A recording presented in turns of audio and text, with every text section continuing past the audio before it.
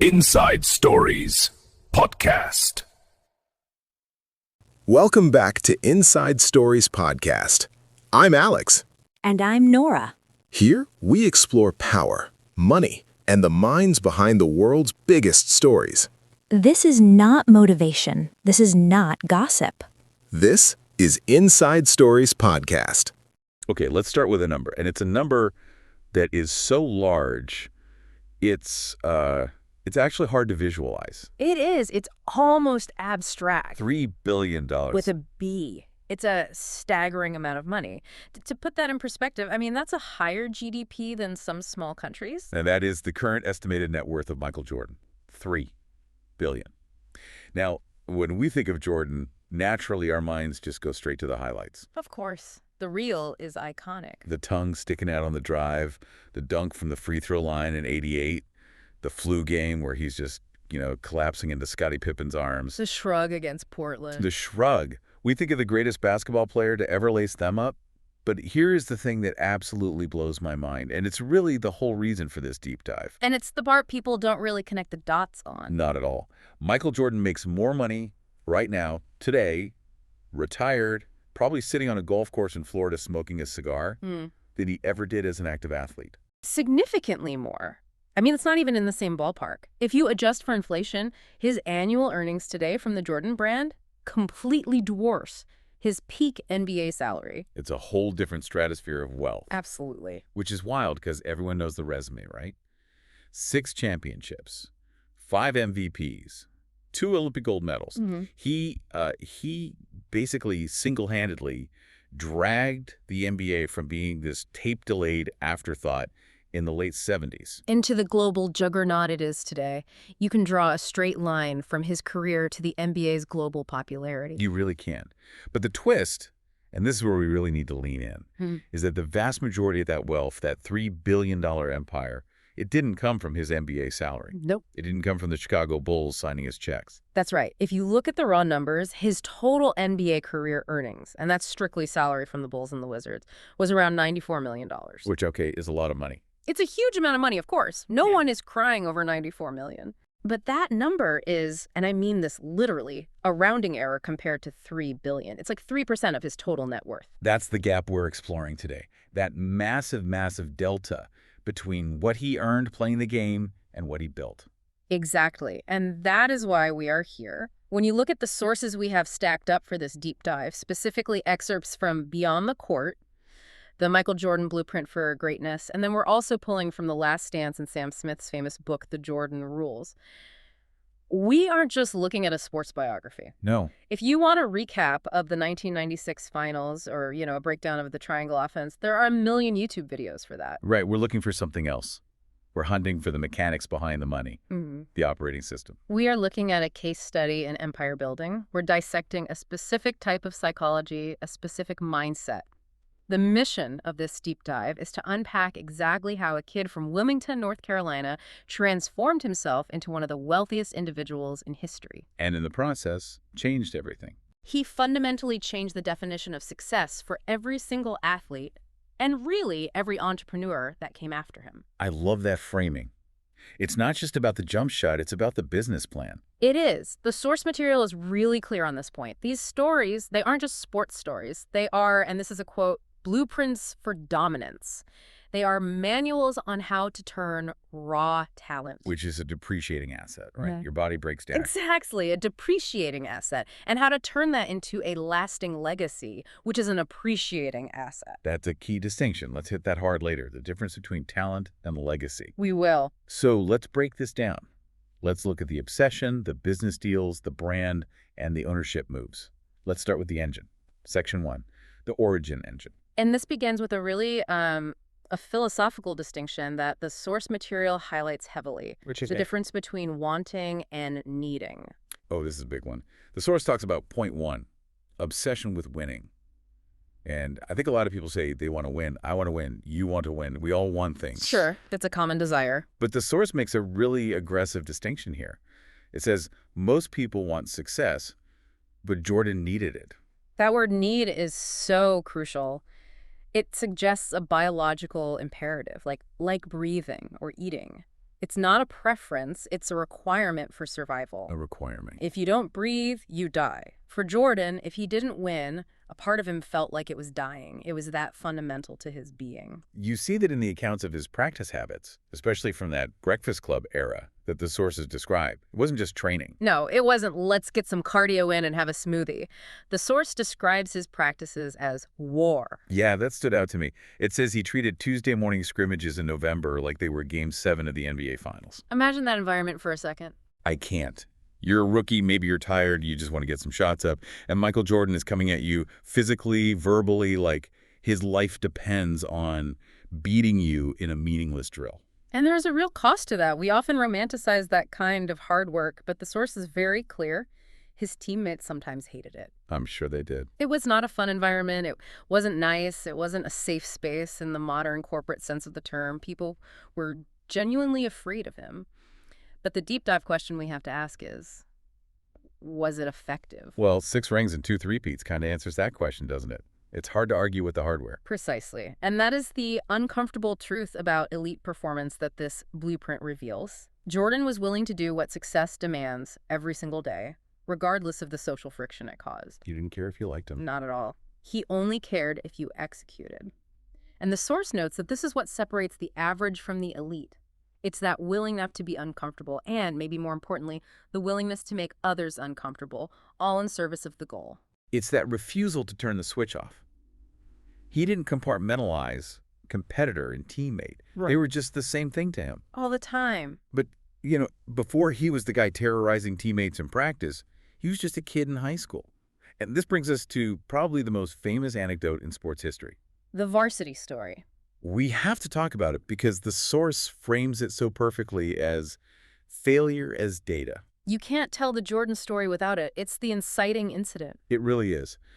So Michael Jordan, the greatest of all time, the billionaire icon, was cut from his high school varsity team as a sophomore at Laney High School. It sounds almost fictional at this point, doesn't it? It's become part of the mythology, like George Washington and the cherry tree or something. It does. It feels like a movie script written by someone who lacks any subtlety. Yeah. But it happened.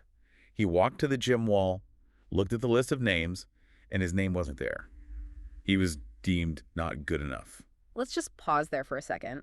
Think about the psychological fork in the road that creates for a teenager. Yeah. We see this in business, in art, in everything. For 99% of people, that's a crushing blow. That's a moment that leads to quitting. Or at the very least, it leads to accepting a lower tier of identity. You recalibrate your expectations. Exactly. You say, okay, I guess I'm just a JV player. I guess I'm just average. I'll focus on something else. Right. I guess I'll just play for fun. Yeah. You lower your internal thermostat. You accept the label the world just gave you. But Jordan's response was radically different, and the source breaks this down beautifully. He didn't quit. He didn't just, the story is he went home and cried his eyes out. He was human, but he didn't stop. He used the rejection as high-octane fuel. But it's more than just fuel, right? Much more. And this is the key insight. He treated that failure as information, as data. Failure isn't the end. It's just information. Yeah. That's the quote from the notes. I love that perspective so much. Exactly. The information wasn't you are bad at basketball. The information was you are not currently at the level required for this specific objective. It wasn't a judgment on his ceiling. It wasn't you will never be. It was you are not yet. Precisely. And he took that gap, the distance between where he was and where he needed to be, and he filled it with an insane amount of work.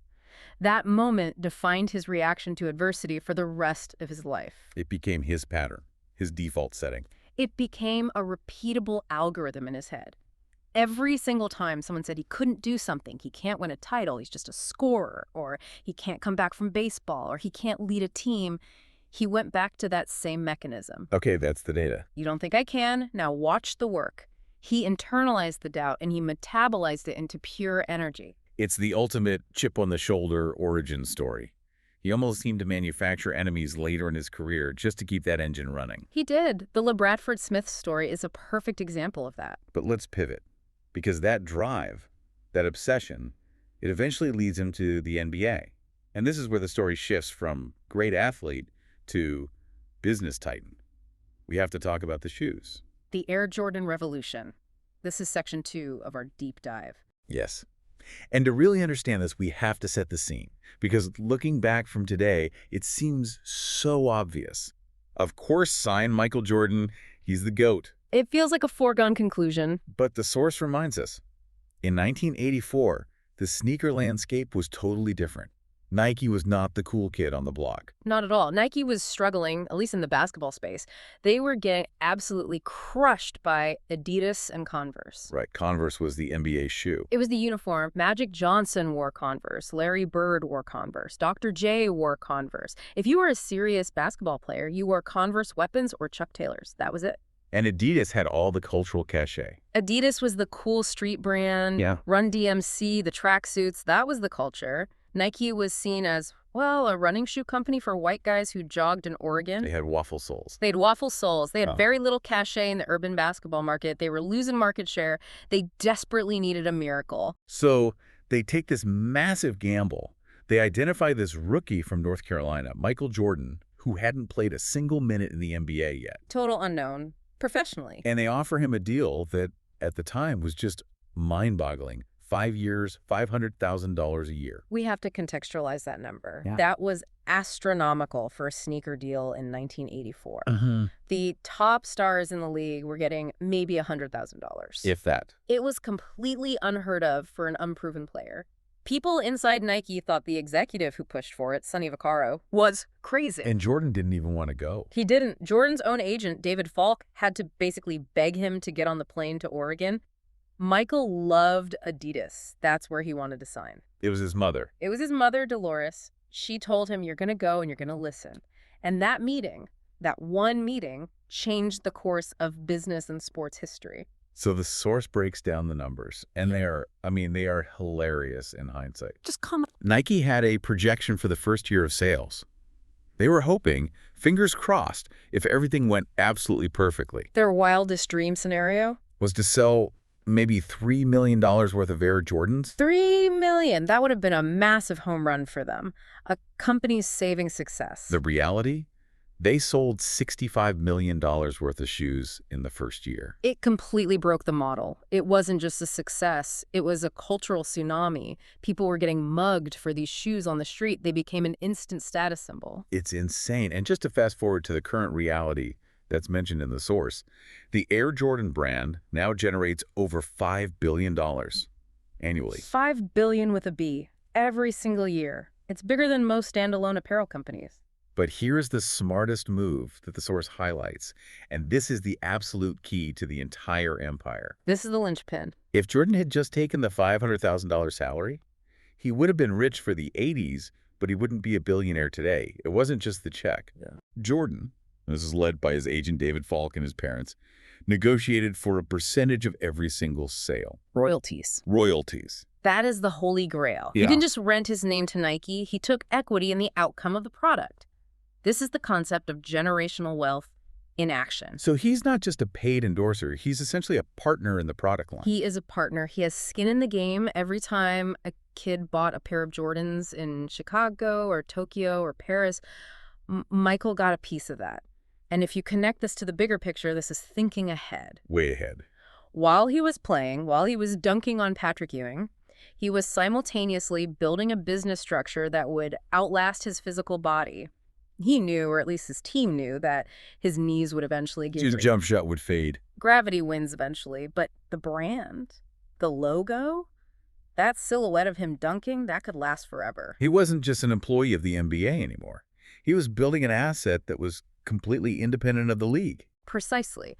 And that one decision back in 1984 is the seed of that $3 billion fortune we talked about at the top of the show. It shifted the power dynamic in sports forever. How so? Before Jordan, the team was the brand. You were a Laker, you were a Celtic. After Jordan, the player could be the brand. The player could be bigger than the team. It's genius.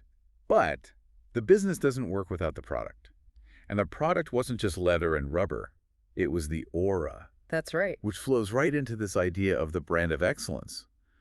Because the shoes wouldn't have sold if the guy wearing them wasn't, well, Michael Jordan. True. The product has to match the marketing. You can't build a billion-dollar brand on mediocrity. If he had been an average player, those shoes would have ended up in the bargain bin in 6 months. And the source talks about his competitiveness, not just in basketball, but in literally everything. This is section 3, the always-on switch. This is where we get into the psychology of the true alpha. The source lists examples that border on pathological. They really do. Golf, poker, even just playing cards on the team flights. Stories of him betting on anything and everything. There are legendary stories about this. The one about him betting on whose luggage would come out first on the carousel at the airport. He would bet thousands of dollars on baggage claim. And the rumor, which is probably true, is that he would bribe the baggage handlers beforehand to make sure his bags came out first, so he would win the bet. Exactly. Which just proves the point. It was never about the money. He had plenty of money. It was about the validation. It was about needing to be the winner in every single interaction. Couldn't handle losing a coin toss. It's domination. It's about controlling the outcome. Always. The source poses a really interesting philosophical question here. It frames it as healthy versus effective. Yeah, that's a good way to put it. Was this level of obsession healthy? Huh. I mean, probably not. You can't turn it off at dinner with your family. That has to be exhausting for everyone around you.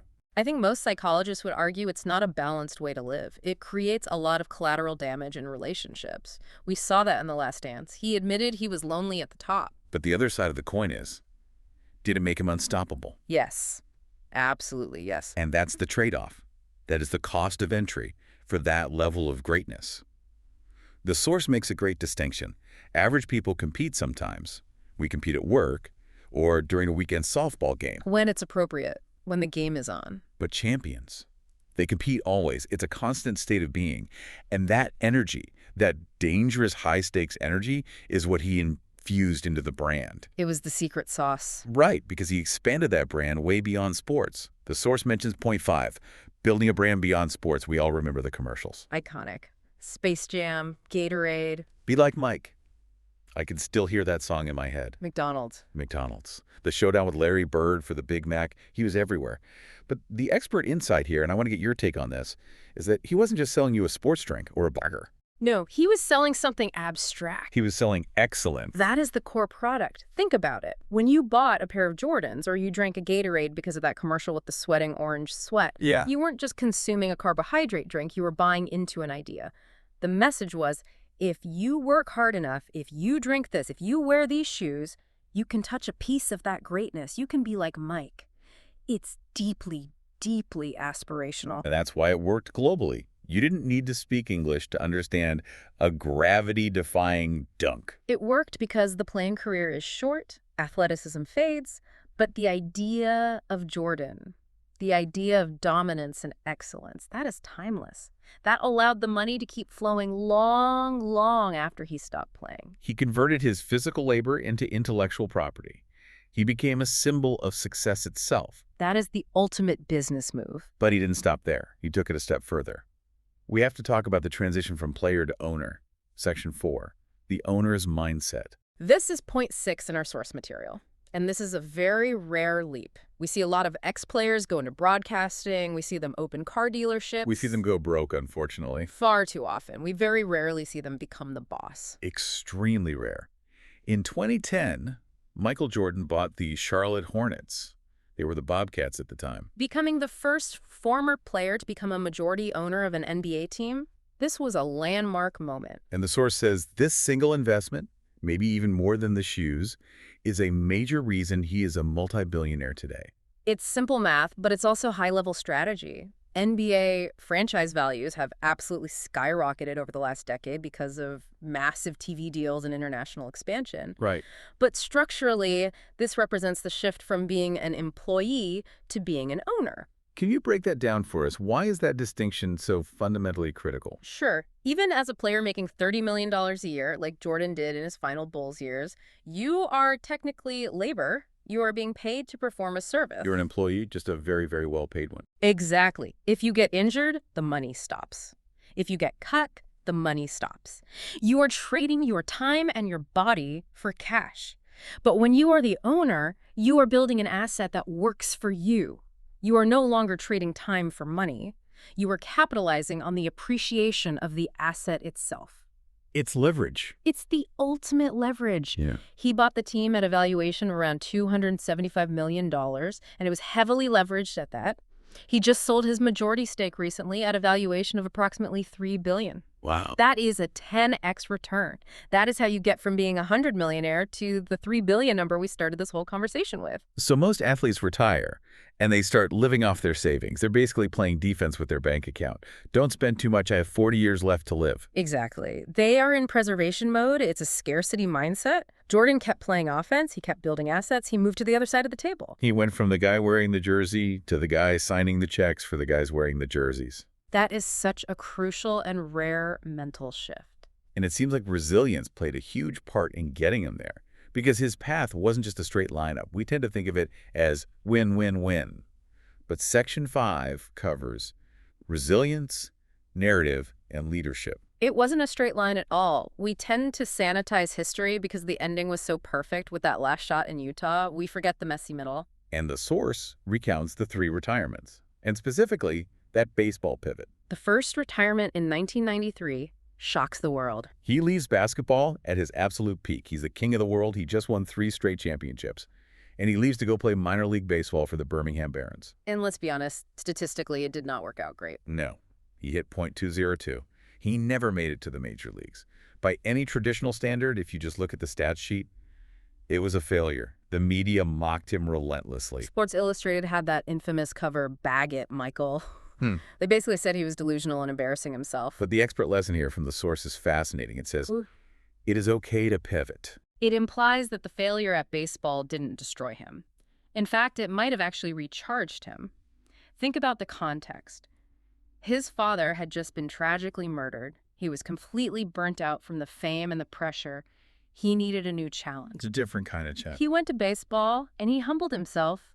He was riding buses in the minor leagues, carrying his own bags, and he reconnected with the pure struggle of just trying to be good at something again. He went from being a god, the best in the world at something, to being a complete rookie again. Yeah. He had to learn how to hit a curveball. And when that experiment ended, he didn't hide from it. He didn't let the failure define him. He just sent a fax that said, "I'm back," came back to the Bulls, humiliated the league, and won 3 more championships. He just kept swinging. He kept swinging. And then there's the Wizards era. Yeah, the Wizards, people often try to leave that part out. They pretend it just didn't happen. They do. It wasn't his best basketball, obviously. He was older. His knees were swelling up after every game. But he played on his own terms. He didn't let the fear of not being perfect stop him from competing. He wanted to play, so he played. And he donated his entire salary that year to 9/11 relief efforts. He did. He just showed up. And then, years later, he comes back to control the story one last time with The Last Dance. This is the narrative part of this section, the documentary that came out in 2020.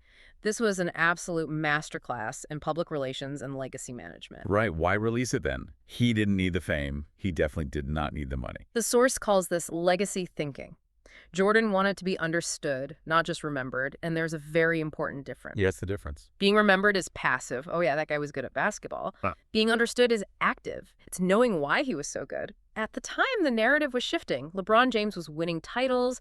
The younger generation, they hadn't seen Jordan play. They just saw the shoes and the logo. He wanted to remind them. He wanted to remind the world. He wanted to show the ruthlessness. He wanted to show the cost of greatness. He really didn't shy away from looking like a jerk in that documentary. No, he leaned into it. He showed himself bullying his teammate, Scotty Burrell. He showed himself getting into a fistfight with Steve Kerr in practice. He wanted to control his own story and show the next generation. This is what it actually takes. It's not just the highlights. It's the ugly stuff, too. If you want my results, you have to be willing to pay my price. And that honesty, that raw look at his leadership style, that brings us to the Jordan effect. True leadership, or at least a very specific and effective kind of leadership. The source argues he elevated the entire ecosystem around him. The NBA became global. Sneaker culture exploded. Other athletes started thinking like businessmen. He raised the standard for everyone. And this is the key point on leadership from the source. It's not just about being great individually. It's about raising the standard for everyone around you. Even if he had to drag them there against their will. Even if he had to drag them, kicking and screaming. The source says he never, ever lowered the bar. If you didn't give 100% in practice, he would metaphorically or sometimes literally destroy you to force excellence out of you. He essentially said, I'm going to work harder than all of you, so you have absolutely no excuse. He forced you to level up or get out of the way. It's leadership by force, in a way. And that creates a culture. It creates a culture of winning. It might not create a culture of friendship and fun, but it creates a culture of winning. And in pro sports or in high-stakes business, that is often the only metric that truly matters. So we've looked at the obsession, the business innovation, the ownership moves, and the narrative control. We've painted the picture of the Titan, but now we have to bring it home. We have to land the plane for the listener. Section 6, applying the blueprint. The so what? Right. Because let's be honest, we aren't all going to be 6'6" shooting guards with a 48-inch vertical leap. Sadly not. I'm certainly not dunking from the free throw line anytime soon. But the principles, they do apply. And the source breaks this down into actionable advice. The first one listed is, find your obsession. This asks the listener a really hard question. What are you willing to work harder at than anyone else? That is your edge. It doesn't have to be basketball. It could be coding, it could be writing, sales, teaching, anything. But where do you have that capacity for that warlike practice we talked about? Exactly. Where do you have the stamina to fail and keep going and not get discouraged? That's your zone. That's good. It's about finding the thing where the work feels like play to you, but it looks like hellish work to others. Second point, build a brand, not just a career. This goes back to the difference between the job and the identity. You need to think about what value you create that lasts beyond the 9 to 5. If you left your company today, what goes with you? Your reputation. Your reputation, your network, your specific knowledge. That is your brand.